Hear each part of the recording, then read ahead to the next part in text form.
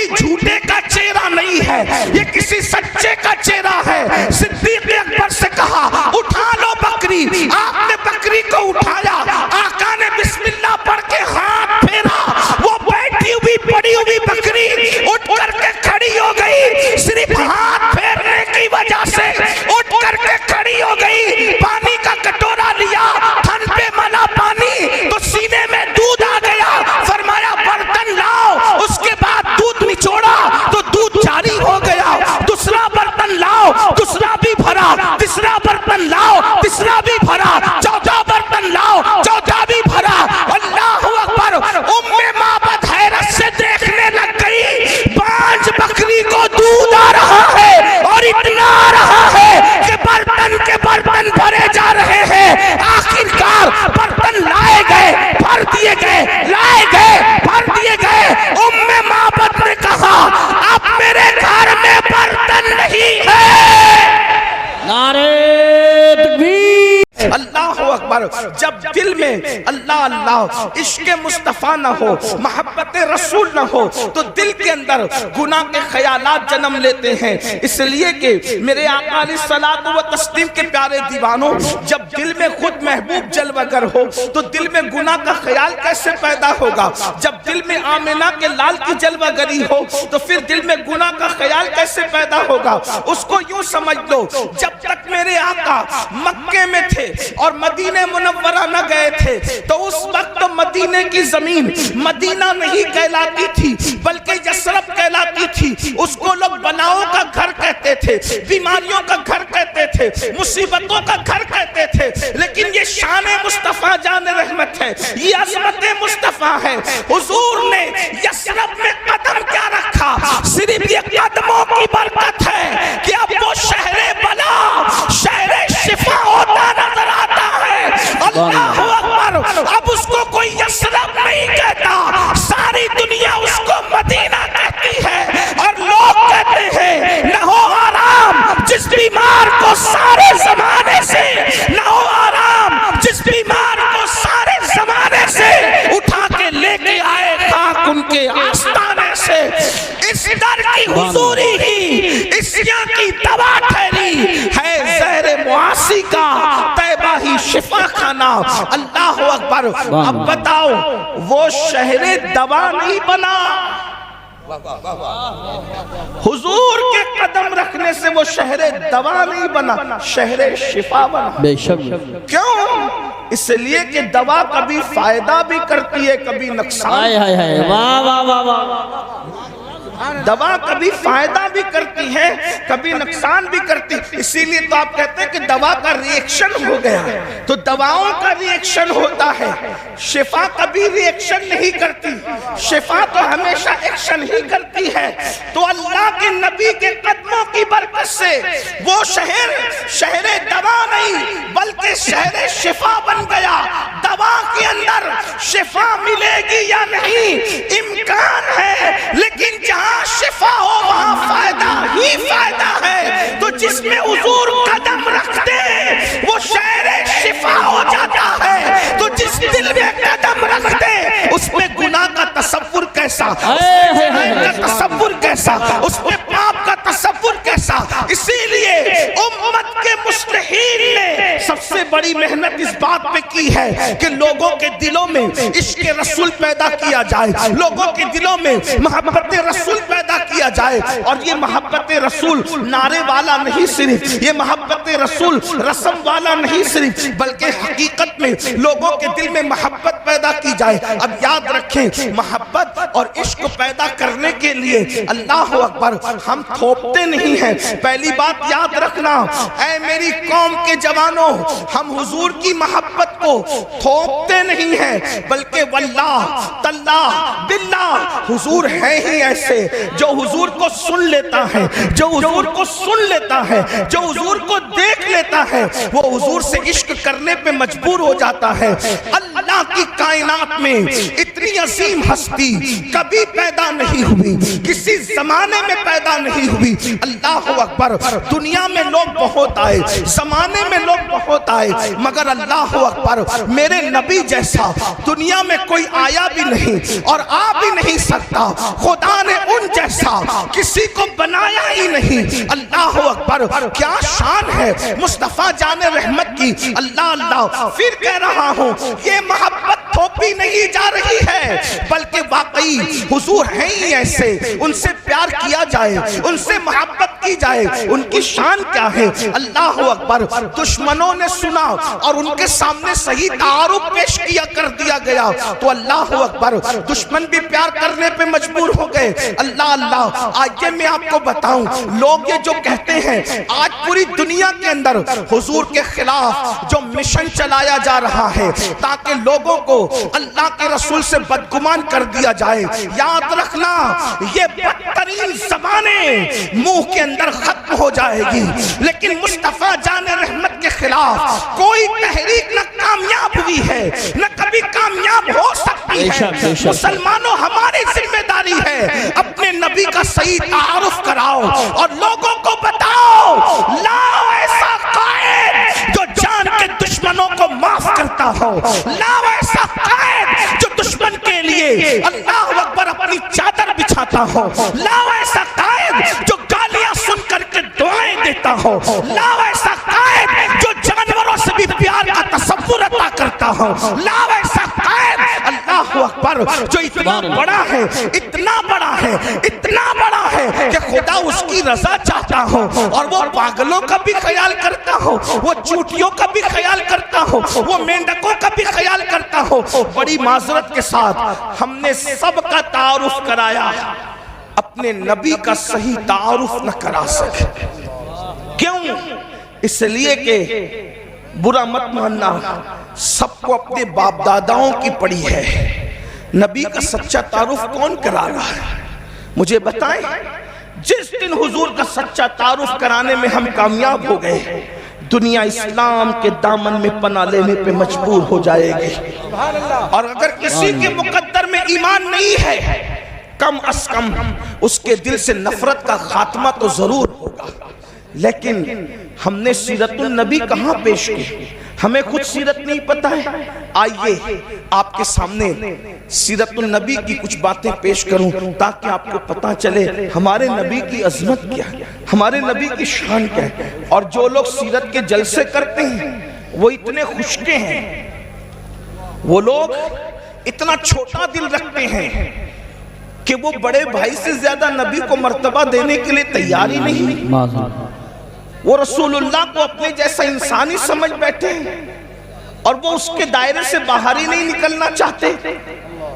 تو ان کے حوالے ہم نے سیرت کے جلسے کر دیے. سیرت النبی کا عنوان ہے لیکن وہ سیرت الانسان بیان کرتے ہیں.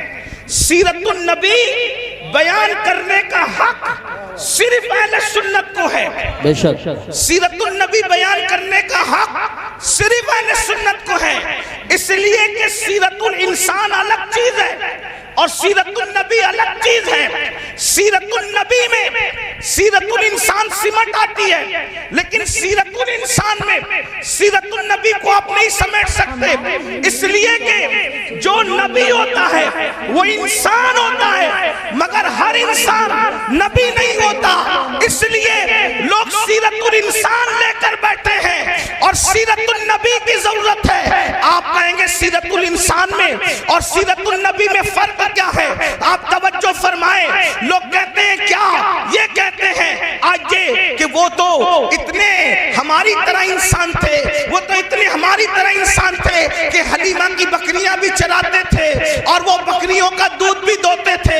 اس طرح کہہ کر کے انسان کے دل میں کیا عظمت بیٹھ سکتی ہے. لیکن ہم کہتے ہیں اگر بکری کا دودھ دونے کا ذکر کرنا ہی لوگوں کا شوق ہے تو پھر ہم سے بھی دودھ دونا سن لو. اللہ اکبر. تم کہتے ہو کہ وہ بکری کا دودھ دوتے تھے, ہم بھی کہتے ہیں ہاں دوتے تھے, لیکن فرق کیا ہے؟ فرق یہ ہے کہ جب وہ ہجرت کے سفر میں صدیق اکبر کے ساتھ چلے, صدیق کو ساتھ لے چلے, با افضل البشر بعد الانبیاء بالتحقیق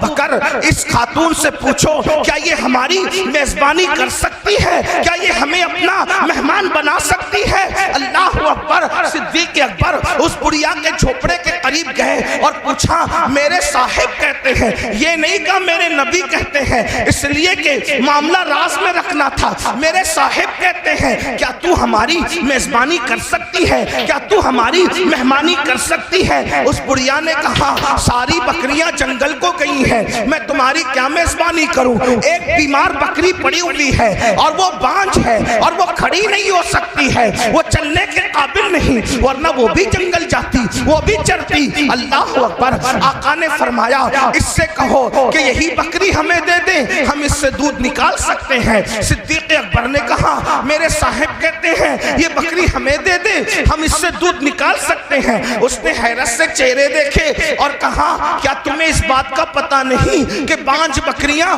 दूध नहीं देती। अगर बांझ बकरियां सेहतमंद भी हो तो दूध नहीं देती, दूध देने के लिए बकरी औलाद वाली चाहिए, और फिर ये तो बीमार है, ये कैसे दूध दे सकती है। फिर इसरार हुआ, मेरे साहिब कहते हैं मगर हमें बकरी दे दो, हम दूध निकाल लेंगे।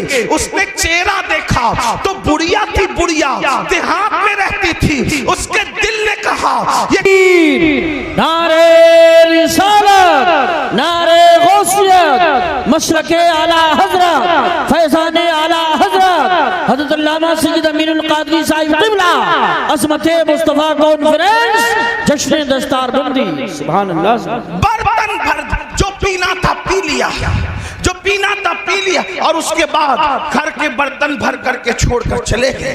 क्या हुआ उसके बाद उम्मे माबद का शौहर आया और आने के बाद कहा घर में दूध कैसा, इतना सारा घर में दूध कैसा। तो उस वक्त उस खातून ने कहा कि मुझे नाम तो नहीं पता, लेकिन एक जवान और उसके साथ एक शख्स, दो लोग आए थे, और वो जो जवान था उसको मैंने पूछा नहीं कि उसका नाम क्या है, उसका खादिम था, उसका नाम भी मुझे नहीं पता, अलबत्ता उसका चेहरा देखा, उसने जो बर्तन भर दिए तो मैंने उसका नाम खुद रख लिया।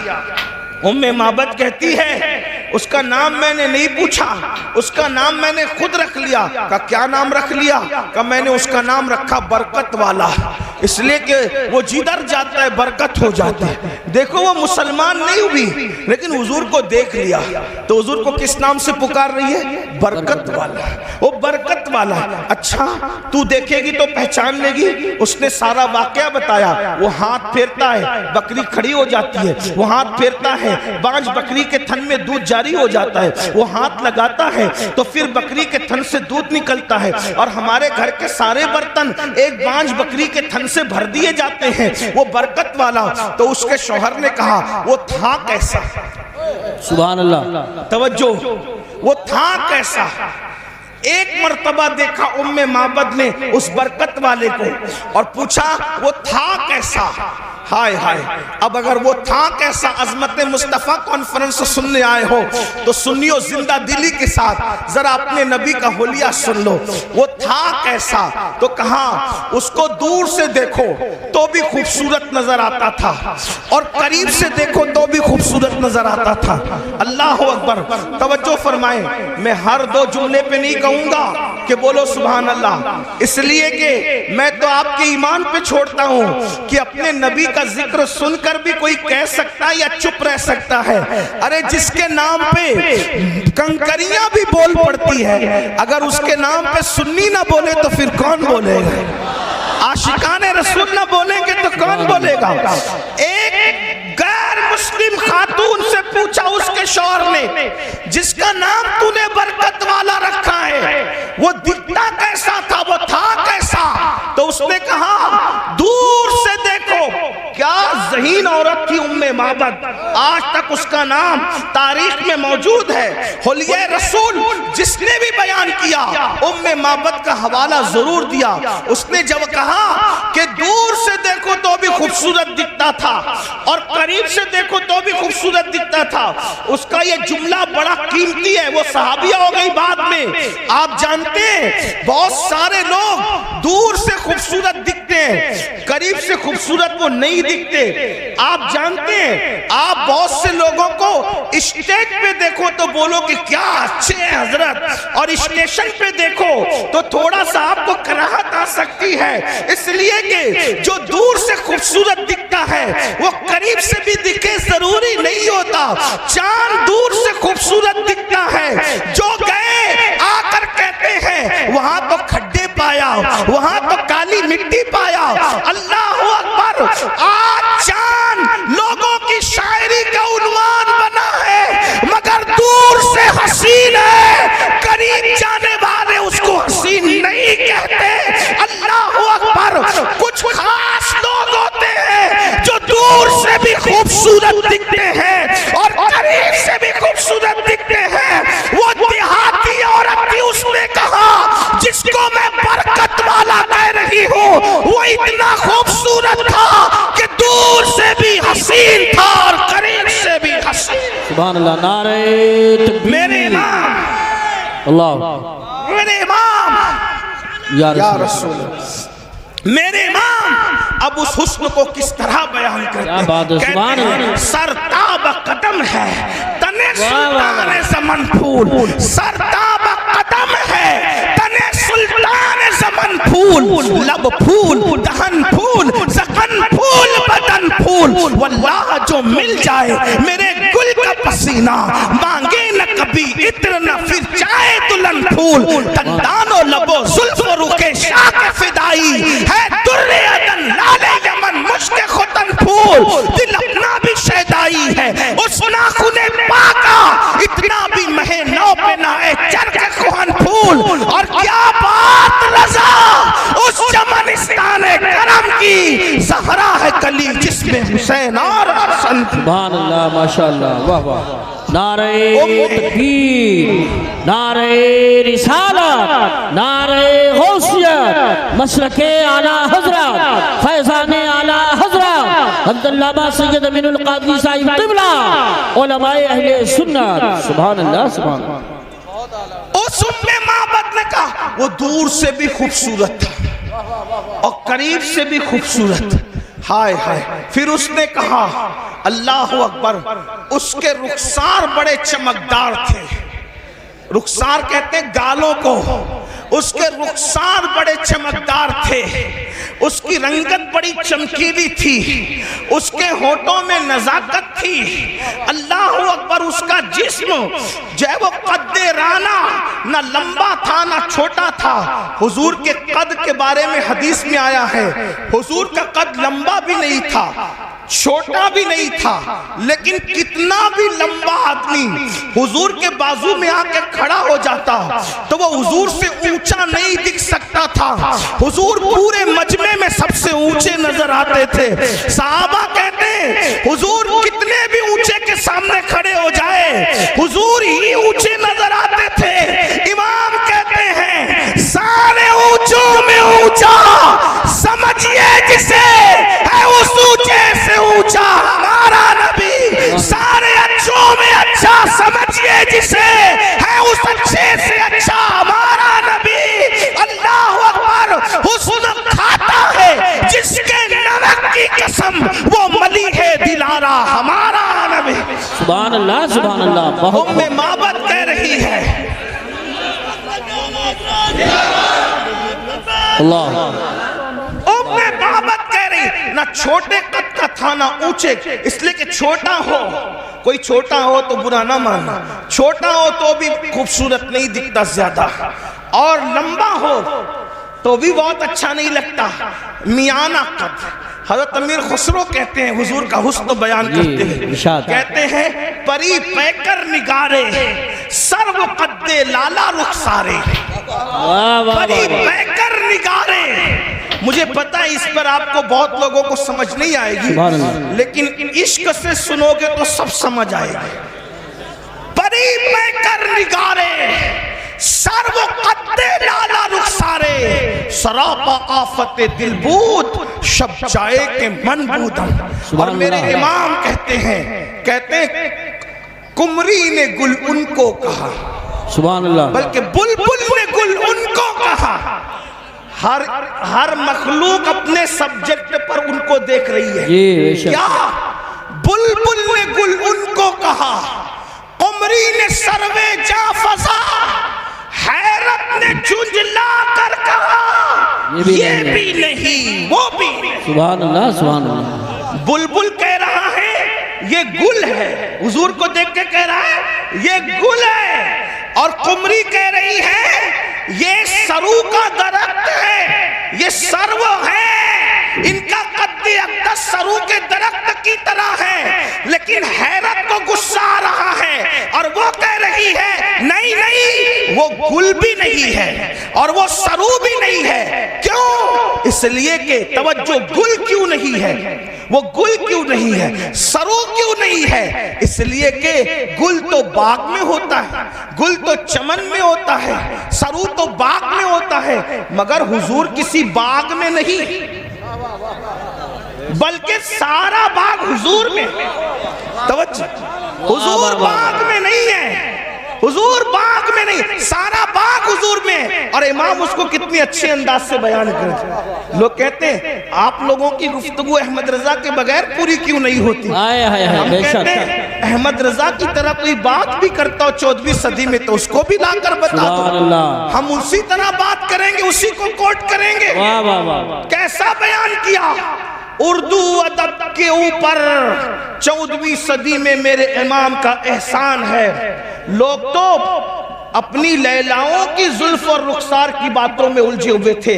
وہ احمد رضا ہے جس نے فن شاعری کو بھی کلمہ پڑھا کر مسلمان کیا. واہ واہ واہ. اسے احمد رضا کہتے ہیں, یہ کوئی مبالغہ نہیں ہے, حقیقت ہے. دیکھو کس طرح کی بات کی ہے. اللہ اکبر. توجہ فرمائیں, کہتے ہیں وہ گل ہے لبہائے نازک ان کے. اب میں زمین والوں سے مخاطب نہیں ہوں, منبر پر اگر اہل علم کے ساتھ اہل عشق ہے تو میں ان کی بھی دعائیں چاہتا ہوں. احمد رضا کہتے کس کو ہیں, رضا بریلی کہتے, رضا بریلوی کہتے کس کو ہیں. کیا وہ گل ہے لبہائے نازک ان کے, ہزار جھڑتے ہیں پھول جن سے. وہ گل ہے لبہائے نازک ان کے, پھول سے کبھی پھول نہیں جھڑتے, پھول سے کبھی پھول نہیں جھڑتے. لیکن یہ کیا لبہائے نازک پھول ہے کہ وہاں پھول سے پھول جھڑ رہے ہیں. وہ گل ہے لبہائے نازک ان کے, ہزار جھڑتے ہیں پھول جن سے. گلاب گلشن میں دیکھے بلبل, یہ دیکھ گلشن گلاب میں. اگر پورا گلشن گلاب میں دیکھنا ہو تو ذات مصطفیٰ جان رحمت کو دیکھ لیا جائے.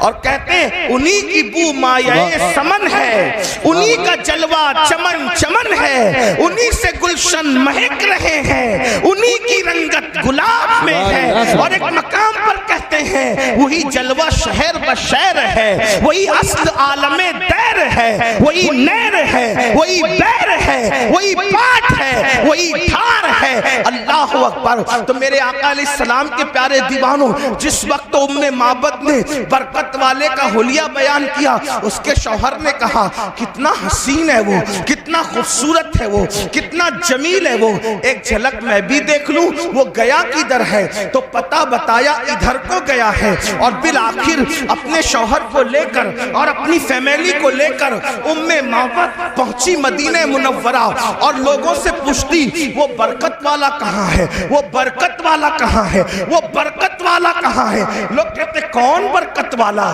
کون برکت والا. اب بتا بھی نہیں پاتی کہ کون ہے, کیونکہ اپنا نام اس نے اپنی مرضی سے خود حضور کا نام رکھ لیا تھا برکت والا. لیکن اللہ اللہ اچانک برکت والا ڈھونڈ رہی تھی. صدیق اکبر کسی کام سے جا رہے تھے, دکھ گئے. شور کا وہ دیکھو اس کا ساتھی ہے, اس جوان کا ساتھی وہ شخص ہے. وہاں پہنچے اور پوچھا ابو بکر صدیق سے وہ تیرا برکت والا صاحب کدھر ہے.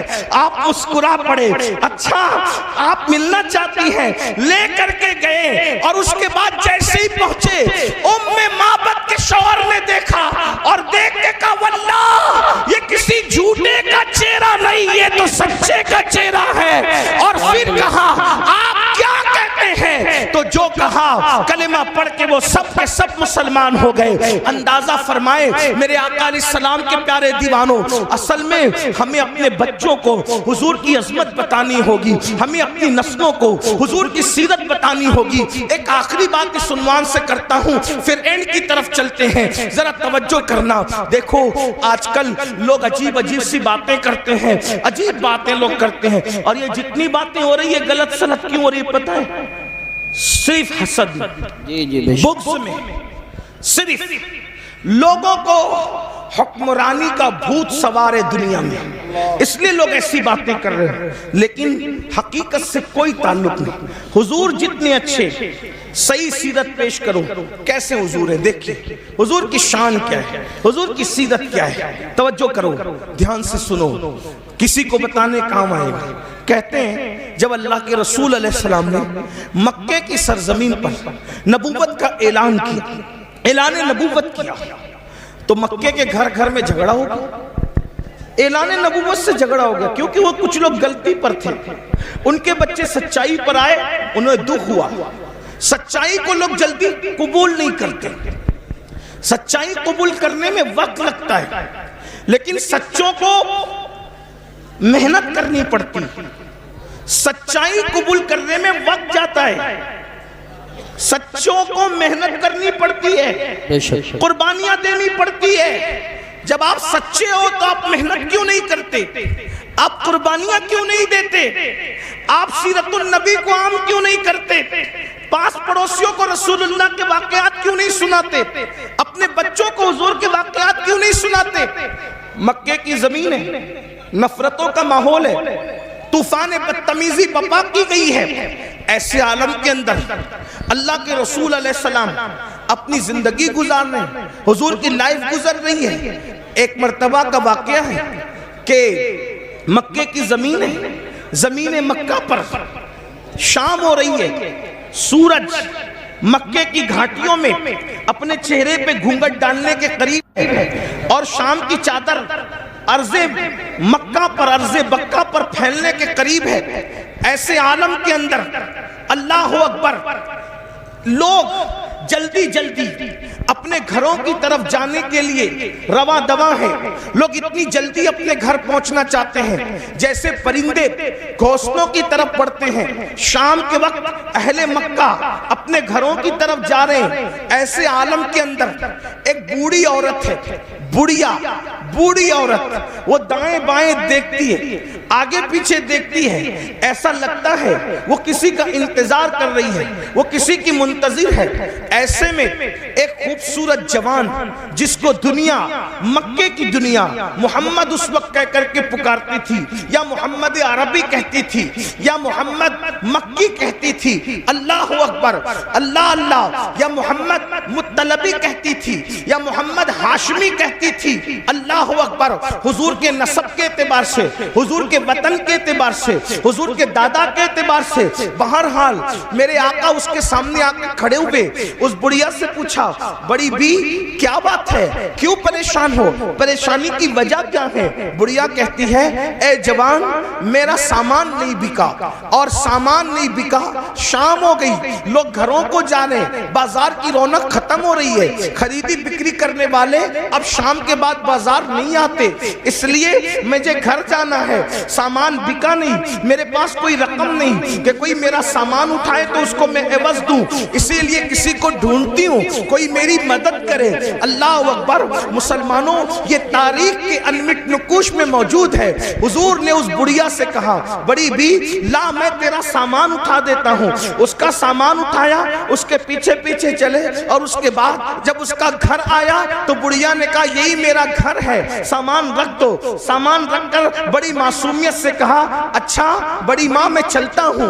اور بڑھیا نے کہا تو کتنا اچھا، مکے کی زمین پر ایسے لوگ رہتے ہیں ان میں تو کتنا اچھا، کتنا پیارا، کتنا سادہ، اللہ اکبر، میرے پاس رقم نہیں دینے کو، لیکن تیری پیاری پیاری صورت دیکھ کر مجھے تجھ پہ پیار آتا ہے، سوچا رقم نہیں دے سکتی تو بڑھیا سے کہا مائی اگر تو مزدوری نہیں دے سکتی میں تو مزدور بھی نہیں ہوں، انسانیت کے ناطے میں نے تیرے ساتھ احسان کیا ہے۔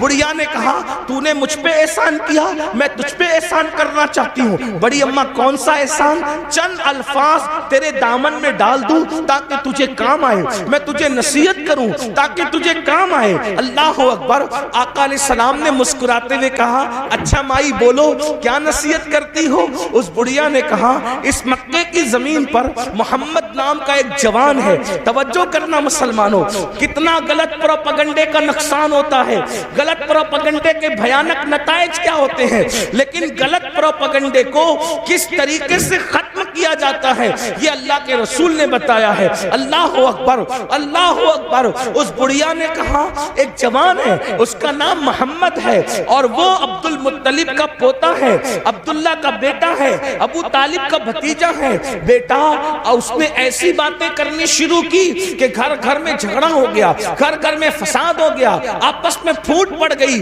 اور لوگ اس کی طرف تیزی سے جا رہے ہیں۔ اور بیٹا میں نے سنا ہے کہ اس کی زبان میں اتنا اثر ہے، اس کی زبان میں اتنی تاثیر ہے کہ جو اس کے قریب جاتا ہے اسی کا ہو کر رہ جاتا ہے، جو اس کے قریب جاتا ہے اس پر اس کا بھی جادو چل جاتا ہے۔ بیٹا تو اس کے قریب کبھی مت جانا، تو اس کے قریب کبھی مت جانا ورنہ اس کا جادو تجھ پر بھی چل جائے گا، تو اس سے متاثر ہو جائے گا۔ اللہ اکبر۔ اپنے خلاف اپنے منہ پر اپنے حوالے سے بات سن کر حضور کو غصہ نہیں آیا، حضور کو جلال نہیں آیا۔ اللہ کے رسول نے کیا فرمایا؟ مائی کیا تم نے محمد کو دیکھا ہے؟ اس نے کہا نہیں دیکھا۔ کیا تم نے ان کی باتیں خود سنی ہیں؟ نہیں میں نے نہیں سنا، لوگوں سے سنا۔ اب میرے آقا کتنی معصومیت سے کہتے ہیں، فرماتے ہیں بڑی بھی جس محمد کی تم مخالفت کر رہی ہو، جس محمد کے خلاف تم باتیں کر رہی ہو، اگر میں کہہ دوں کہ وہ محمد میں ہی ہوں تب تم کیا کرو گی؟ اتنا سننا تھا۔ وہ جذبات میں آ کر کہتی ہے واللہ اگر وہ محمد تم ہی ہو تو میں بھی تمہارا کلمہ پڑھ کے مسلمان ہو جاؤں گا۔ سبحان اللہ، ماشاءاللہ، غور فرمائیں، واہ واہ واہ، اندازہ فرمائیں۔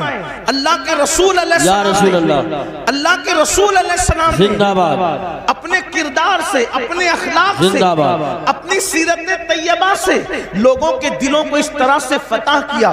میرے آقا علیہ الصلوۃ والتسلیم کے پیارے دیوانوں، آج گناہوں کا سیل رواں ختم کرنا ہے تو لوگوں کے دل میں عشق پیدا کریں، اور عشق رسول پیدا کرنا ہے تو لوگوں کو حضور کی سیرت طیبہ بتائیں، کیونکہ جس دل میں آقا کا عشق پیدا ہو، جس دل میں حضور کی محبت پیدا ہو، جس دل میں حضور کا پیار پیدا ہو، اس دل کے اندر گناہ کی محبت نہیں رہے گی، گناہ کا پیار نہیں رہے گا۔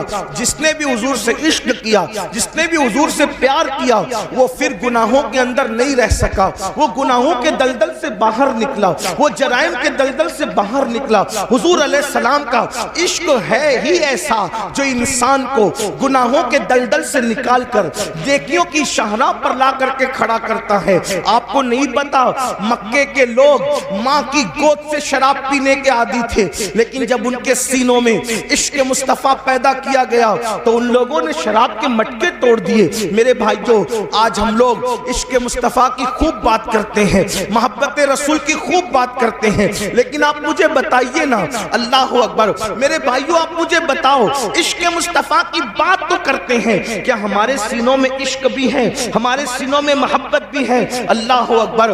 حضرت سلیمان علیہ السلام پر جو اللہ نے صحیفہ اتارا تھا اس میں یہ بات لکھی ہوئی تھی، کیا لکھی ہوئی تھی؟ کہ جس کو ہم دیکھتے ہیں کہ اس کے دل میں ہماری محبت کی بجائے گناہ کی محبت ہوتی ہے اس کے دل میں، تو ہم اپنی محبت اس سے سے چھین لیتے ہیں۔ اللہ اکبر، یعنی جو گناہ سے پیار کرے اس کے دل میں اللہ رسول کی محبت کبھی جگہ کر ہی نہیں سکتی۔ اب آپ اپنے دلوں کو ٹٹولیے میرے بھائیوں، اپنے سینوں کو ٹٹولیے، کیا ہمارے سینے میں عشق مصطفیٰ ہے یا پھر گناہ کی محبت ہے؟ یاد رکھیے، اگر ہمارے سینے میں گناہ کی محبت نہ ہوتی تو ہم لوگ کیا چوری کرتے؟ ہم میں سے کوئی چوری کرتا؟ ہماری قوم کے اندر کوئی چور ہوتا؟ اگر ہمارے سینے میں گناہ کی محبت نہ ہوتی تو کیا ہماری قوم کے اندر کوئی زانی ہوتا، کوئی شرابی ہوتا، کوئی تاش کے پتے کھیلنے والا ہوتا، کوئی ماں کی نافرمانی کرنے والا ہوتا، کوئی ماں کے خلاف باتیں کرنے والا ہوتا، کوئی باپ کے خلاف باتیں کرنے والا ہوتا؟ دیکھو آج کے نوجوان عشق مصطفیٰ کی بات بھی کرتے ہیں۔ جب میرے جوان کہتے ہیں اللہ اکبر غلامی رسول میں موت بھی قبول ہے، ہم کہتے ہیں میرے بھائی ابھی موت کی اور مرنے کی ضرورت نہیں ہے، نبی کی غلامی میں ابھی مرنے کی ضرورت نہیں ہے، ابھی نبی کی غلامی میں صرف زندگی گزار دو، یہ بڑی بات ہے۔ آپ مجھے بتائیں جو قوم نبی کی غلامی میں زندہ نہیں رہ سکتی وہ قوم نبی کی غلامی میں موت کیا قبول کر سکتی ہے؟ میرے بھائی داڑھی رکھنے تو تجھے شرم آتی ہے، اور کرتا پاجامہ پہننے تو تجھے شرم آتی ہے، اور ٹوپی پہننے تو تجھے شرم آتی ہے، مسجد میں جانے کو تو تیرا دل نہیں چاہتا، تو جو نبی کے عشق میں نبی کی محبت میں زندگی نہیں گزار سکتا وہ نبی کی محبت میں مر کیا سکتا ہے؟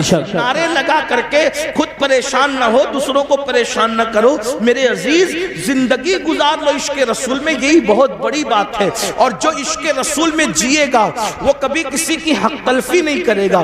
آپ بار بار ساری باتیں سنتے ہیں لیکن بھول کیوں جاتے ہیں؟ دیکھیے عشق و محبت کے اندر ایک نام ہے حضرت سیدنا اویس قرنی کا، ہم ان کو عشق و محبت کا امام کہتے ہیں۔ میں واقعہ نہیں بیان کروں گا، صرف اشارہ دوں گا، تفصیل کے ساتھ میں حضرت اویس قرنی کی زندگی کبھی پڑھ چکا ہوں، لیکن آپ سے پوچھتا ہوں اندازہ فرمائے اویس قرنی کے لیے ایک طرف دیدار رسول ہے یعنی حضور کا دیدار ہے اور دوسری طرف ماں کی خدمت ہے۔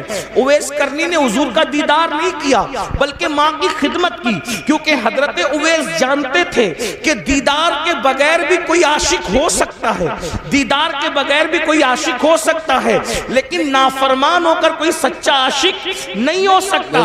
اس لیے آپ نے ماں کی خدمت کو ترجیح دی۔ جب ماں کی خدمت کو ترجیح دی تو صلہ کیا ملا؟ صلہ یہ ملا کہ اللہ کے رسول اپنا نمائندہ بھیج کر اویس کے پاس کہلواتے ہیں کہ اویس سے کہنا کہ وہ میری امت کے لیے مغفرت کی دعا کرے۔ جانے دعا جس سے دعا کروا رہے ہیں وہ اویس قرنی ہے، اور امت کو حضرت اویس قرنی کی شان بتا رہے ہیں۔ کیوں؟ اور پھر پوچھا گیا اویس قرنی کو یہ مرتبہ کیوں ملا؟ تو فرمایا ماں کی خدمت کی وجہ سے۔ آج عاشق رسول کہلانے والے میرے بھائی مجھے بتائیں کتنے لوگ ماں کی خدمت کرتے ہیں؟ اپنے آپ میں ڈوب کے سوچو کتنے لوگ ماں کی خدمت کرتے ہیں، کتنے لوگ اپنے ابا کی خدمت کرتے ہیں؟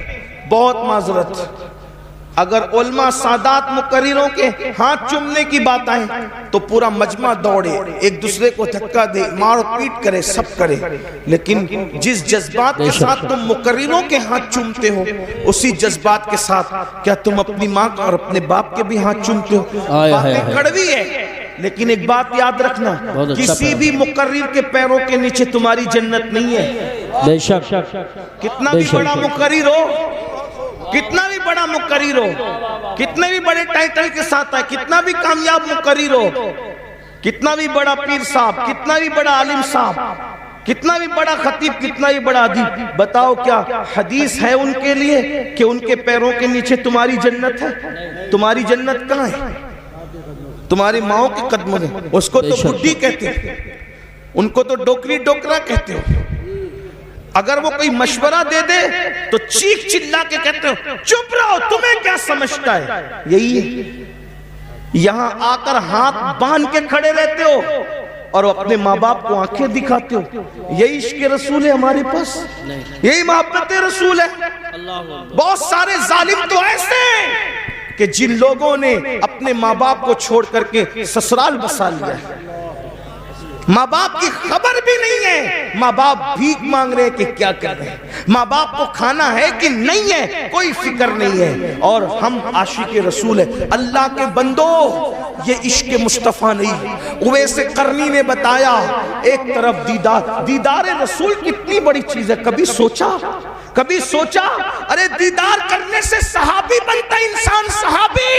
مگر حضرت اویس قرنی نے ماں کے کہنے پہ دیدار رسول کو نہیں گئے ماں کے کہنے پہ، اور ہمیں بتایا ایک وفادار عاشق کیا ہوتا ہے۔ اور آج ہم ماں باپ کو دوا کے پیسے دینے کے لیے بھی ان کو ترساتے ہیں، ان کو تڑپاتے ہیں، انہیں بے چین کرتے ہیں۔ آقا علیہ السلام نے فرمایا، اگر تیرے ماں باپ تجھ سے ناراض ہے تو اللہ تیری نمازیں بھی رد کر دے گا، اللہ تیری عبادتیں بھی رد کر دے گا۔ میرے بھائیوں کہاں ہو؟ توبہ کرو، سچے مسلمان بنو۔ صرف نعرے ہمیں انقلاب نہیں لا سکتے، صرف نعرے ہمیں بدل نہیں سکتے۔ آپ کو میں کہتا ہوں، اے گرد و نواح سے آنے والے مسلمانوں، جذباتی نہ بنو۔ حالات کا مقابلہ کرنا ہے تو عمل کے میدان سے کرو، مسجدوں کو آباد کرو، ماں باپ کے فرما بردار بنو، حلال رزق کو، روزی کو لازم پکڑو، عبادت کرو، اللہ کی بارگاہ میں گڑ گڑاؤ، اپنے گناہوں سے توبہ کرو، رب کی بارگاہ میں رجوع کرو، ایک سچے عاشق کی طرح بنو۔ آئیے بات کو اختتام کی طرف پہنچاتے ہوئے، جب دل میں عشق آتا ہے تو گناہ کی نفرت کیسے پیدا ہوتی ہے؟ جب دل میں محبت رسول آتی ہے تو گناہ کی نفرت کیسے پیدا ہوتی ہے؟ ہزاروں واقعات تاریخ میں موجود ہے۔ دنیا ہمیں عشق رسول کی طرف کیوں آنے نہیں دینا چاہتی؟ اس لیے کہ دنیا جانتی ہے جس دن یہ عاشق بنے گا اس دن یہ ہر گناہ سے چھٹکارا پائے گا، اس دن یہ ہر گناہ سے اپنے آپ کو دور کر لے گا، اس دن یہ ہر برائی سے اپنے آپ کو دور کر لے گا۔ اللہ اکبر۔ عاشق بنے گا تو اس کو پتا چلے گا نماز میں میرے محبوب کی آنکھوں کی ٹھنڈک ہے، تو وہ نماز بھی پڑھے گا۔ حرام کھاؤں گا، حضور کے دل کو تکلیف پہنچے گی تو وہ حرام سے بھی باز رہے گا۔ اللہ اکبر۔ جھوٹ بولوں گا تو حضور کے دل کو تکلیف پہنچے گی، وہ جھوٹ سے بھی باز رہے گا۔ آئیے جو تاریخ کا بڑا خوبصورت سا واقعہ ہے وہ پیش کر کے اپنی بات پوری کر لوں۔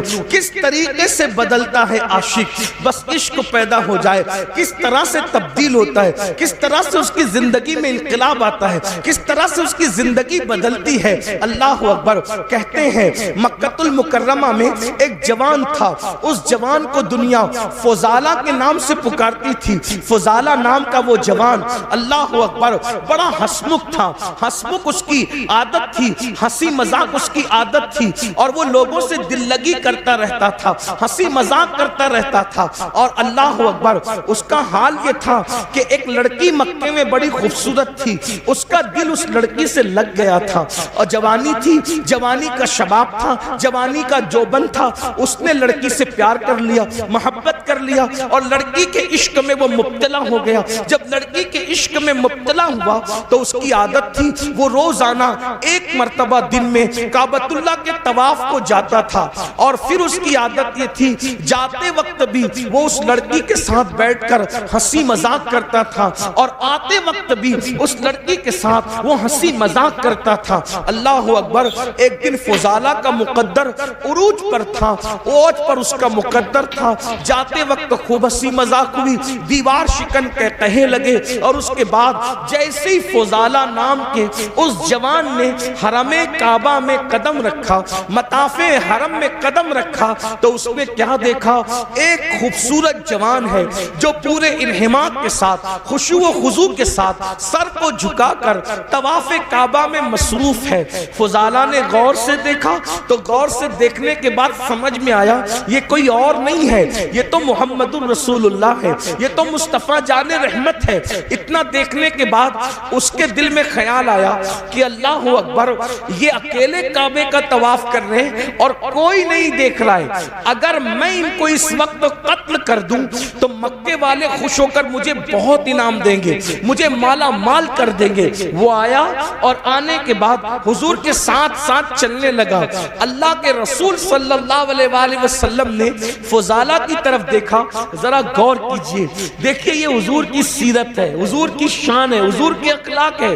جان کو قتل کرنے کے لیے آیا ہے فضالہ, حضور اس کی طرف دیکھ کے مسکراتے ہیں اور مسکرا کے کہتے ہیں فضالہ کیا سوچ رہا ہے, کیا سوچ رہا ہے؟ اس نے کہا کچھ بھی نہیں. فضالہ کہتا ہے کچھ بھی نہیں. آقا نے فرمایا کیا تو یہ نہیں سوچ رہا ہے کہ محمد تو اکیلے ہیں, انہیں قتل کر دوں گا تو مکے والے انعام دیں گے؟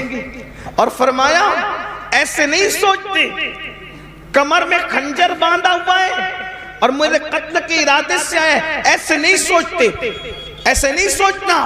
اور اس کے بعد اس کے سینے پہ ہاتھ مارا اور ہاتھ مار کے کہا اس طرح نہیں سوچتے.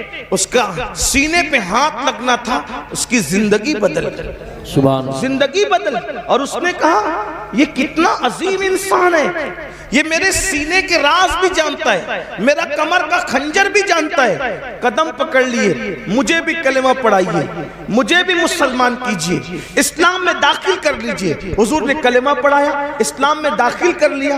پھر کیا ہوا؟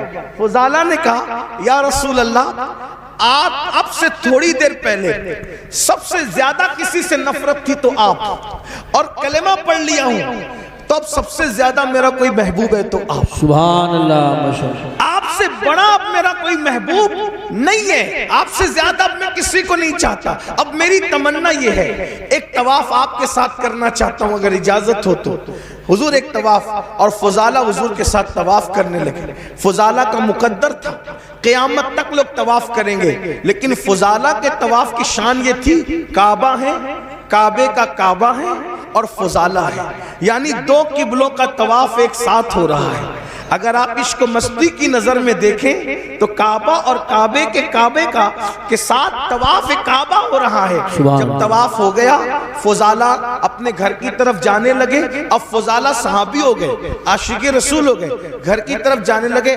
آئے تھے تو لڑکی سے ہنسی مذاق کہے وغیرہ کر کے اب جا رہے عاشق بن کے, صحابی بن کے. جیسی اس لڑکی کا گھر آیا فضالہ کا سر جھک گیا. لڑکی انتظار کر رہی تھی کھڑی کہ روزانہ آتے بھی مذاق ہوتی تھی, جاتے بھی ہوتی تھی. جاتے تو ہو گئی, اب فضالہ آ رہا ہے, کرتا کیا ہے؟ تو جیسے فضالہ سر جھکا کر کے جانے لگے اس لڑکی نے آواز دی فضالہ, او فضالہ, فضالہ ادھر دیکھو. آپ نے وہیں کھڑے ہو کے کہا کہ نہیں اب میں تیرے کام کا نہیں رہا. فضالہ نے کیا کہا؟ اب میں تیرے کام کا نہیں رہا. اس لڑکی نے کہا کیوں؟ مذاق زیادہ ہو گئی, کوئی تکلیف ہو گئی, کوئی کچھ ہو گیا, بتاؤ ازالہ کریں. تو کیا کہا؟ نہیں, جب تک کہ میرے دل میں آمینہ کا لال نہیں بسا تھا میں ہر کس و ناقص سے دل لگا لیتا تھا, لیکن اب میرے دل میں عشق رسول پیدا ہو گیا ہے, اس لیے اب میرے دل میں کسی ناجائز محبت کی جگہ نہیں ہے. اب میں تیرے کام کا نہیں رہ گیا. اندازہ فرمائیں زندگیوں میں یوں انقلاب آیا ہے. آپ سے میں پوچھتا ہوں, ہم تو پیدائشی مسلمان ہیں, پیدائشی عاشق رسول ہیں, ہم نے تو لوریاں بھی سنی ہیں نعتوں میں. آپ بتائیں پھر ہمارے دلوں میں ناجائز محبتیں کیوں ہیں, گناہوں کی محبتیں کیوں ہیں؟ وجہ صرف یہ ہے ہم رسمی اور اسمی عاشق رسول ہیں, ہمیں حقیقی عاشق رسول بننے کی ضرورت ہے. میرے بھائیوں مجھے بتاؤ نا, آخر وہ کیسا عاشق ہوگا جو اپنے نبی کے دل کو تکلیف پہنچائے گا, اپنے محبوب کے دل کو تکلیف پہنچائے گا؟ وہ رسول جو پوری پوری رات ہمارے لیے دعائیں کرتے ہیں, آج ہم اس رسول کی نافرمانی کر رہے ہیں, ان کی بات نہیں مان رہے. مسلمانوں بتاؤ اللہ کے رسول کے دل پہ کیا گزرتی ہوگی؟ یہ میری مائیں اور بہنیں موجود ہیں, یہ بہنیں بغیر دوپٹے کے گھر سے نکلتی ہیں, حضور کے دل پہ کیا گزرتی ہوگی؟ یہ بہنیں نمازیں نہیں پڑھتی ہیں, سیریل دیکھتی ہیں, فلمیں دیکھتی ہے. مردوں کے ساتھ اگر اللہ نے دولت دے دی ہے تو پارکوں میں گھومنے کے لیے بے پردہ جاتی ہے. بتاؤ تو صحیح, یہ دین کا گلشن کتنی محنتوں سے سجایا گیا ہے, یہ دین کا گلشن کتنی قربانیاں دی گئی ہے جب یہ دین کا گلشن سجا ہے. اگر آج مسلمان اس احساس سے عاری ہو جائے تو بتائیے پھر مصیبتیں نہیں تو کیا, پھر تکلیفیں نہیں تو کیا, پھر اللہ اکبر تباہی نہیں تو کیا, پھر بربادی نہیں تو کیا. یاد رکھیے اپنے نبی سے سچے دل سے جڑیے. جو رسول اللہ سے سچی محبت کرتا ہے وہ کثرت سے اپنے نبی کا ذکر کرتا ہے. اس کی پہلی نشانی ہے وہ کثرت سے اپنے نبی کا ذکر کرتا ہے. بتائیے کیا ہم اپنے آقا کا ذکر کثرت سے کرتے ہیں؟ ارے کثرت تو جانے دیجئے, کئی دن ہو جاتے ہیں ہم کلمہ بھی نہیں پڑھ پاتے. بتائیے یہ حال ہے, پوری زندگی قرآن کو ہاتھ بھی نہیں لگاتے. میرے بھائیوں کیسے مسلمان ہو آپ؟ یہ سوچتے ہو ہم مسلمان ہیں اس لیے ہم پر مصیبتیں آ رہی ہے. ہم مسلمان ہیں اس لیے مصیبت نہیں آ رہی ہے. ہم سچے مسلمان نہیں ہیں اس لیے مصیبت آ رہی ہے. میرے بھائیوں ہمیں جیل بھرنے کی تحریکیں شروع کرنے کی ضرورت اس لیے پیش آ رہی ہے کہ ہم نے مسجدیں بھرنے کی کوشش نہیں کی. اگر ہم نے مسجدیں بھرنے کی کوشش کی ہوتی تو ہمیں یہ دن دیکھنے نہیں پڑتے. اگر ہم نے مسجدیں بھر دی ہوتی تو ہمیں یہ دن دیکھنے ہی نہیں پڑتے. اللہ اکبر, سوچئے, غور کیجئے. ہم ساری چیزوں کا معاملہ اسلام کے سر ڈالتے ہیں کہ تکلیف ہے تو اسلام کی وجہ سے, مصیبت ہے تو اسلام کی وجہ سے, تکلیفیں ہیں تو اسلام کی وجہ سے نہیں, اپنے کردار کی وجہ سے ساری مصیبتیں ہیں. اسلام تو آپ کو عزت دینے آیا تھا, اسلام نے کسی کو ذلیل نہیں کیا. اسلام تو عزت دینے آیا تھا, اسلام تو وقار دینے آیا تھا, اسلام تو شان دینے آیا تھا. ایک نام بتا دو, بس بات ختم کرتے ہوئے کہہ رہا ہوں, اس مجمع میں اگر کوئی تاریخ کا طالب علم ہے, کوئی پڑھا لکھا ہے, تو میں اس کو چیلنج کرتا ہوں, مجمع کو پوری دنیا کو چیلنج کرتا ہوں, ایک نام ایسا بتا دو جو سچا مسلمان ہوا ہو اور اسلام کی وجہ سے وہ ذلیل ہو گیا ہو. ایک نام مجھے بتاؤ, صرف ایک نام مجھے بتاؤ جو اسلام کی وجہ سے ذلیل ہوا ہو. اللہ اکبر, آپ تو بڑے مشہور واقعات سننے کے عادی ہیں نا, آپ کو بہت سارے واقعات یاد ہیں نا. مجھے بتاؤ اسلام کا دامن پکڑ کر اسلام کی وجہ سے کوئی ذلیل ہوا ہو تو بتا دو. اسلام کی وجہ سے کوئی ذلیل نہیں ہوا. اگر اسلام کی وجہ سے کوئی ذلیل ہوتا تو پہلے نمبر پر مسلمان ہونے والے ابو بکر صدیق ذلیل ہوتے, لیکن وہ ذلیل نہیں ہوئے. ان کو کتنی عزت ملی. اگر وہ ٹاٹ پہن لے تو جبریل بھی ٹاٹ پہنتے نظر آتے, اور آسمان کے فرشتے ٹاٹ پہنتے نظر آتے. اگر اسلام کی وجہ سے کوئی ذلیل ہوتا تو عمر ابن خطاب ذلیل ہونا چاہیے تھا, عثمان غنی کو ذلت ملنی چاہیے تھی, مولا علی کو ذلت ملنی چاہیے تھی. مگر تاریخ گواہ ہے ان میں سے کسی کو ذلت نہیں ملی. جب انہوں نے اسلام کا دامن پکڑا اللہ نے ان کو ایسی عزتیں عطا فرمائی کہ اللہ اکبر, عرب کے بوریا نشین قیصر و کسریٰ کے تاجدار بنتے ہوئے نظر آئے. تو پتا چلا آپ کی ہماری سوچ کیا پتا ہے, کپڑے سے عزت ملتی ہے, موبائل سے عزت ملتی ہے, اور اس کے بعد اچھی بائک سے عزت ملتی ہے, اور شیونگ کرانے سے عزت ملتی ہے. یہ سب بھوت سوار ہے اس لیے ذلیل ہو رہے ہو. لیکن یاد رکھنا عزت صرف اسلام سے ملتی ہے. اگر آپ اجازت دیں تو تاریخ کا ایک خوبصورت واقعہ پڑھ کے بات پوری کر لوں. عزت اسلام کپڑوں سے نہیں, عزت اسلام سے ملتی. آپ نے سنا ہے, بہت بار سنا ہے, سن لے اس کو. کیا تاریخ ہے, جب بیت المقدس فتح کرنے کے لیے لشکر اسلام پہنچا تو وہاں کے راہب نے کہا کہ ہم تمہارے امیر کو چابیاں دیں گے, بلاؤ تمہارے امیر. المختصر یہ کہ فاروق اعظم کو خط لکھا. جب فاروق اعظم کو خط لکھا تو فاروق اعظم کے پاس صرف ایک ہی اونٹنی تھی, ایک اونٹنی تھی, اور مسلمانوں کا امیر ایک ملک سے دوسرے ملک کا سفر کر رہا ہے. امیر المومنین, نہ کوئی فوج ہے, نہ کوئی ہٹو بچو والا معاملہ ہے, کچھ نہیں. اکیلا امیر سفر کر رہا ہے اور ساتھ میں غلام ہے. خود کی ایک ہی اونٹنی ہے اور ایک اونٹنی کے ساتھ سفر ہو رہا ہے. پھر کیا ہوا؟ اللہ اکبر. اور پھر کس شان سے سفر ہوا؟ آپ نے فرمایا اپنے غلام سے, دیکھو تھوڑی دیر میں بیٹھوں گا, تھوڑی دیر تم بیٹھو گے. اور اللہ اکبر, دنیا نے یہ تاریخ کے اندر یہ اوراق گواہ ہیں, دنیا نے یہ موقع بھی دیکھا کہ کہ امیر المومنین اپنے غلام کو اونٹنی پہ بٹھا کر خود اللہ پیدل چلتے نظر آئے.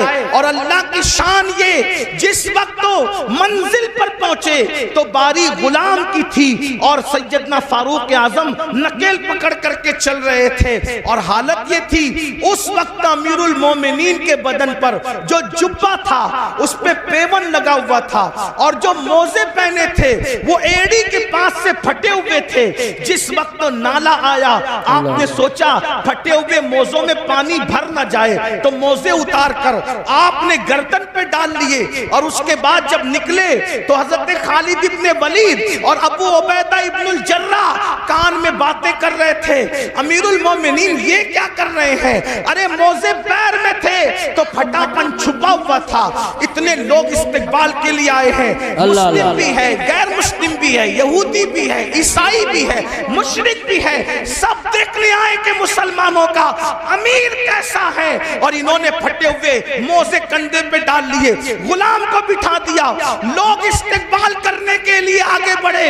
ان کو یوں لگا کہ جو نکیل پکڑ کے چل رہا ہے وہ غلام ہے اور جو سواری پہ بیٹھا ہے وہ امام ہے. لیکن جب استقبال کے لیے لوگ آگے بڑھے جو نہیں پہچانتے تھے تو خالد ابن ولید اور ابو عبیدہ ابن الجراح نے کہا وہ آقا نہیں ہے ہمارا, یہ ہمارا امیر تو یہ ہے جو نکیل پکڑ کے چل رہا تھا. تو لوگوں نے پوچھا اس کو کیا ہو گیا؟ تو تب بتایا گیا ان کی ملکیت میں ایک ہی اونٹنی تھی اور غلام کو ساتھ لائے. تو انصاف کا تقاضا یہ تھا کہ جتنی دیر یہ بیٹھیں گے اتنی دیر غلام بھی بیٹھے گا, اور جتنی دیر غلام پیدل چلے گا اتنی دیر یہ پیدل چلیں گے. اور باری اس کی تھی. اللہ اکبر. چپکے سے کسی جوان نے کان میں کہا امیر المومنین اتنے لوگ استقبال کے لیے آئے ہیں, پیون والا جبہ پہنا ہے, پھٹا ہوا موزہ کندھے پہ ڈال لیا ہے, آپ نے کیا کیا؟ تو آپ نے غصے میں کنکر اٹھائے اور اٹھا کر کے ان پہ مارتے ہوئے فرمایا کہا حضور علیہ السلام کے پردہ فرمانے کو ابھی ایک صدی بھی نہیں بیتی اور تم اتنی جلدی تمہاری سوچ بدل گئی, اتنی جلدی تمہاری فکر بدل گئی, اتنی جلدی تمہارے خیالات بدل گئے. فرمایا واللہ ہمیں عزت کپڑوں کی اور سواری کی وجہ سے نہیں ملی ہے, ہمیں عزت اسلام کی وجہ سے ملی ہے, نبی کی وفاداری کی وجہ سے ملی ہے. جب تک ہم اسلام کا دامن پکڑے رہیں گے اور حضور سے وفاداری کرتے رہیں گے اس وقت تک اللہ ہمیں عزت عطا فرماتا ہے. آپ مجھے بتائیں اللہ اکبر, جب چابیاں دی گئی تو ساتھ ہی ساتھ وہ عیسائی مسلمان بھی ہوئے اور کہا عمر اگر لاؤ لشکر کے ساتھ آتے تو صرف چابیاں دیتے, لیکن عمر تم اسلام کی سادگی کے ساتھ آئے ہو تو ہم نے چابیاں بعد میں دی ہے, پہلے ہم نے تمہیں اپنا دل دے دیا ہے. اور وہ کلمہ پڑھ کے مسلمان ہو گئے. مسلمانوں بتاؤ آج جتنی دلچسپی بائک میں لیتے ہو, جتنی دلچسپی اچھے کپڑے میں لیتے ہو, جتنی دلچسپیاں اچھے قیمتی جوتوں میں لیتے ہو, جتنی دلچسپیاں ہٹو اور بچوں میں لیتے ہو, اتنی دلچسپی اسلام پر عمل کرنے میں لو. پھٹے کپڑے پر بھی تمہیں عزت ملے گی, اللہ اکبر, پیدل چلنے پر بھی تمہیں عزت ملے گی, تمہیں وقار ملے گا. غربت کے باوجود بھی دنیا تمہارے قدموں میں اپنا سر رکھنے پہ مجبور ہو جائے گی. اللہ اللہ, مجھے بتاؤ سرکار غریب نواز کے پاس کون سی دولت تھی, کون سی حکومت تھی, کون سی طاقت تھی, مگر خلجی سے لے کر اکبر اعظم تک سب غریب نواز کے قدموں میں اپنا سر رکھ کر کے بتا رہے ہیں اللہ اکبر. بادشاہ شان والا نہیں ہوتا, جس کے پاس دین ہوتا ہے وہ شان والا ہوتا ہے. اس لیے یہ دماغ سے بھوت نکال دو. بیٹھ کے پانی پیئیں گے تو ذلیل ہوں گے, ایئرپورٹ پر نماز پڑھیں گے, سفر میں نماز پڑھیں گے, اللہ اکبر, تو ذلیل ہوں گے. نہیں, مسلمان سچے نہیں ہے اس لیے ذلیل ہو رہے, اور زمین پہ ذلیل ہو رہے ہو, زمین کے اندر بھی ذلیل ہونے کے لیے تیار رہو. اس لیے سچے مسلمان بنو. دین کا دامن جس نے پکڑ لیا اس کو عزت ہی ملی, اس کو کامیابی ہی ملی, اسے وقار ہی ملا. آج کی اس محفل میں آپ کو پیغام دیا جاتا ہے دین کو سینے سے لگاؤ, قرآن کی تعلیم کو عام کرو. دستار بندی کا جلسہ ہے, قرآن کی تعلیم کو عام کرو. اپنے بچوں کو اتنا علم دو کہ تمہارے بچے فرض علوم کیا ہے، ایمان کیا ہے، کفر کیا ہے، دین کیا ہے، دین کے خلاف کیا ہے، سب تمہارے بچوں کو آنا چاہیے۔ ہمارے بچوں کو تو کلمہ بھی نہیں آتا، ہمارے بچوں کو تو غسل کرنا بھی نہیں آتا، ہمارے بچوں کو تو استنجا کا طریقہ بھی نہیں آتا۔ اس لیے جتنے علوم فرض ہے، ایک مسلمان کو جتنا علم سیکھنا فرض ہے، اتنا علم اپنے بچوں کو دو، اپنی بچیوں کو دو، اور ساتھ ہی ساتھ دنیاوی تعلیم پر بھی محنت کرو۔ 10ویں اور 12ویں سے اپنے بچوں کو بچیوں کو ڈراپ آؤٹ مت کر لو، اٹھا مت لو، بلکہ اپنے بچوں کو اپنی بچیوں کو اعلیٰ تعلیم دو، دنیاوی تعلیم، اعلیٰ تعلیم دو، اتنی اچھی تعلیم دو کہ آپ کے بچہ، کوئی بھی بچہ ڈگری کے بغیر نہ رہنے پائے۔ ہر بچے کو ڈگری دو۔ آپ کہتے ہیں نوکری نہیں ملتی، ہم نوکری کے لیے بچوں کو نہیں پڑھاتے، ہم اچھا انسان بنانے کے لیے بچوں کو پڑھاتے ہیں۔ اپنے خرچے کم کرو، اپنے اخراجات کم کرو۔ ہر محفل کا ہمارا پیغام یہ ہے، علم پہ محنت کرو۔ اور ایک پیغام یہ بھی ہے، شادیوں میں لاکھوں کروڑوں خرچ کرنے کی بجائے وہ لاکھوں روپے وہ اسکول کالجز بنانے پہ خرچ کرو۔ مسجدوں کے مینار بہت اونچے بنا کر کروڑوں روپیہ خرچ کرنے کی بجائے وہ کروڑوں روپیہ تعلیم گاہوں پہ خرچ کرو، کیونکہ مسجد کا اونچا مینار ہمارا کوئی فائدہ نہیں کر سکتا، لیکن اگر ہم نے تعلیم گاہیں مضبوط بنائی تو اس سے اچھے انسان پیدا ہوں گے۔ ہمارے یہاں عمارتوں کی اہمیت نہیں ہے، ہمارے یہاں اچھے انسانوں کی اہمیت ہے۔ تو دانش گاہیں بناؤ۔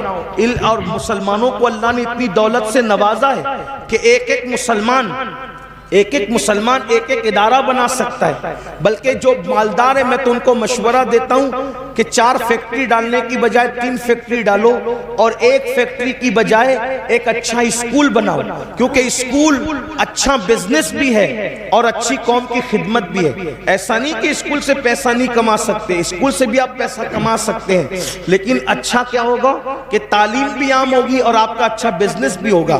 بہت مالدار لوگ ہیں آپ کے آس پاس میں، بہت مالدار۔ بھائی جلسے پر جب آپ لوگ لاکھوں روپیہ خرچہ کرتے ہو تو عمارتوں پہ کیوں نہیں خرچ کر سکتے؟ میں سمجھتا ہوں کہ مراد آباد ضلع میں جتنے جلسے ہوتے ہیں، اگر اس کا سال کا آپ تخمینہ نکال لیں تو اربوں روپے جائیں گے، کروڑوں نہیں اربوں روپے جائیں گے۔ میری اپنی معلومات کے مطابق کوئی شب ایسی نہیں گزرتی جب اتنا بڑا جلسہ آپ کے یہاں نہیں ہوتا۔ روز جلسے ہوتے ہیں، روز ہوتے ہیں جلسے۔ تو آپ لاکھوں روپے جو جلسوں پہ خرچ کرتے ہو، میں یہ نہیں کہنا کہ جلسے بند کر دو، ایسا نہیں، میری بات کا برا مت ماننا، غلط مطلب مت نکال، جلسے کرو، جلسے کرو، لیکن جلسے سے زیادہ اہمیت عمارتیں بناؤ، تعلیم کو عام کرو۔ لوگ تعلیم مہنگی کر رہے ہیں، تم تعلیم سستی کرو تاکہ اپنے بچوں کو ہر بندہ پڑھا سکے۔ اپنے باپ کے نام سے، اپنے باپ کے نام سے مسجدوں میں قرآن رکھنے کی بجائے اپنے باپ کے نام سے بچوں کی فیس بھر دیا کرو ایصال ثواب کے لیے۔ اس لیے کہ ان علماء سے پوچھو کہ جب مسجد میں ابا کے ایصال ثواب کے لیے قرآن رکھتے ہیں، وہ برسا برس ہو جاتے ہیں، سینکڑوں قرآن تھپی میں رکھے ہوئے ہیں، کوئی ان کو ہاتھ تک نہیں لگاتا۔ مسجد کے اندر 10-20 قرآن کے سوا اور زیادہ قرآن کی ضرورت نہیں ہے، اس لیے کہ تلاوت کرنے والے کتنے ہیں۔ بڑی معذرت کے ساتھ میں کسی کی بے عزتی نہیں کرنے آیا، لیکن میرے بھائیوں دیندار لوگ بھی مسجد میں قرآن کھول کے قرآن نہیں پڑھتے، یہ حالات ہیں۔ تو پھر آپ اپنے ابا کے ایصال ثواب کے لیے قرآن کیوں مسجد میں رکھتے ہو؟ وہ تو تھپی میں رکھے ہوتے ہیں نا۔ تو آپ ایصال ثواب کے لیے یہ بھی کر سکتے ہو۔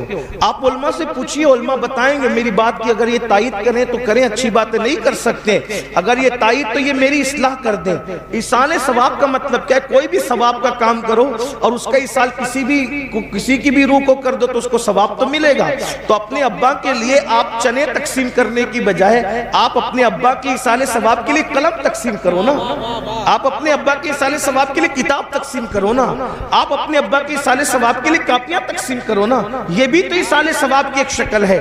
اپنے اماں کے ایصال ثواب کے لیے کپڑے تقسیم کرنے کی بجائے اپنے اسکول کے بچوں کو یونیفارم تقسیم کرو، یہ بھی تو ہو سکتا ہے۔ تھوڑا سوچ بدلو، خیال کرو۔ دیکھیں ایک بات میں آپ کو بتاؤں، آپ کو ایک بات طویل ہو رہی لیکن ایک بات بتاؤں، ایک بادشاہ کے دور میں ہاؤس پر سپاہی لوگ پہرے دیتے تھے اور نسلن بعد نسلن وہ چلتے آ رہا تھا۔ سپاہی وہاں کھڑے رہتے تھے، ہاؤس پہ پہرا دیتے تھے، کھڑے رہتے تھے، ہاؤس پہ پہرا دیتے تھے۔ تو بادشاہ لوگ بدلتے رہے لیکن حوض پہ پیرا قائم رہا. ایک دن بڑا ہوشیار بادشاہ آیا, اس نے بولا کہ یہ جو